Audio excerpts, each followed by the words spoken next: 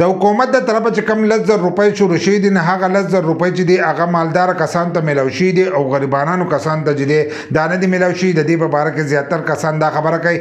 ځینې داسې غریبانان دي چې هغو تر اوسه پورې خپلې روپۍ نه دي راغستي، نو هغه دې اوس لاړ شي او خپلې روپۍ چې دی دا دې راواخلي. ځکه که دا روپۍ یې راونغستې نو بدي کوي د یو څو ورځې دي دا روپۍ چې دی دا بندېږي. خو کم کسان چې دا خبره کوي چې دې ځل دا روپۍ چې دي دا صحیح نه دي تقسیم شوي، ځکه د کونسلر په لاس باندې ورکړي دي او هغه پکې خپل اشنایان او خپل ملګري چې دي دا وروشتي دي. نو که دا د هر یو کس په لاس کې ځینې کسان وایي پی ټي آی والته میلاو شي، دا د پی ټي آی والا خبر نه ده، هغه نیشنل وی که مسلم لیگ وی که هر پارټۍ والا وی، خو چې دی د یو کس په لاس باندې تقسیمولی نو هغه به دا چل کو چې هغه پکې خپل رشته دار وشتل. که کونسلر ورکړي دي خپل رشته دار لخوا، رشته دار له دا هم نه پکار چې هغه ویلی چې د دې زه حقدار نه یم، زه حقدار نه یم د دې کې زه ځان نه لیکم، نو هغه په کوم ځان لیکلی دی.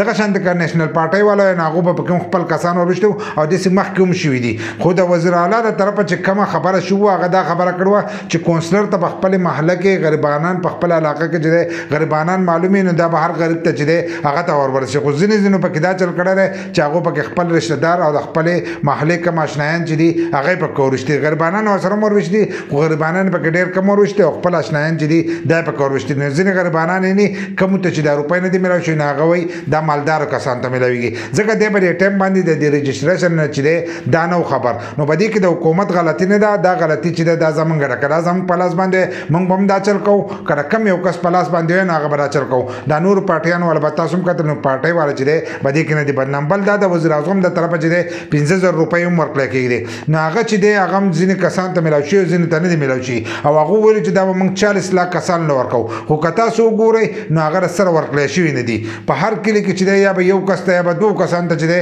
دا میلاو شوي دي او باقي کسانو ته چې دی دا نه دي میلاو شوي. هغه ویلي دا موږ 40 لاک کسانو له ورکوو او هغو ته به میسج ځي. نو په هغې کې چې دی هم دوکه شوي ده او هغه روپۍ چې دی هغه هم غریب ته نه دي وررسېدلي. نو یو پارټي چې دا په دې باندې بدنامېده نه دي پکار، ځکه دا کونسلر چې دی دا د نیشنل اومي دغه شانتې د مسلم لیګو په کوم دی دا یوازې د پی ټي آی یو کونسلر نه دا خو 3-4 نو په هغې کې چې دی د دې نورو پارټیانو مي بیا یې دله کسان ورکړي، د چا سره 15 د چا سره 10 کسانې چې دا به تاسو خپل محله کې چې دی غریبانان له به ورکوي. نو بیا د هغو ایمان اسلام ده چې هغوی چاله ورکوي. بل لا کم کس چې رالی او هغه مالدار نو هغه هم دا پکار وه چې هغه وایي چې د دې زه حقدار نه یم، ځکه چې که هغه دا ویلی وی نو دا روپۍ چې دي دا به غریب ته رسېدلې. دغه خبرې چې دی دا کول نه دي پکار. خو کومو کسانو چې خپلې روپۍ نه دي راغستې هغه اوس لاړ شئ او خپلې روپۍ راواخلئ، ځکه که تاسو خپلې روپۍ راونغستلې نو دا به د حکومت خزانې ته چې دی دا به واپسې ځي، ځکه ځینې کسانو ته د دې میسیجونه چې دي دا راغلي دي. دغه شانتې د 9,999 نه هم ځینې کسانو ته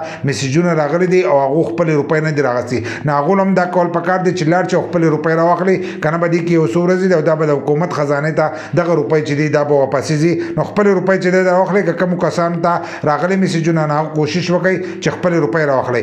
باقي خو هغه کار شی د هغو پکې مالدار لیکلی دی او مالدارو ته چې دی دغه روپۍ میلاو شوي دي. خو تاسو هم کوشش وکړئ چې خپلې روپۍ په ټایم سره راواخلئ.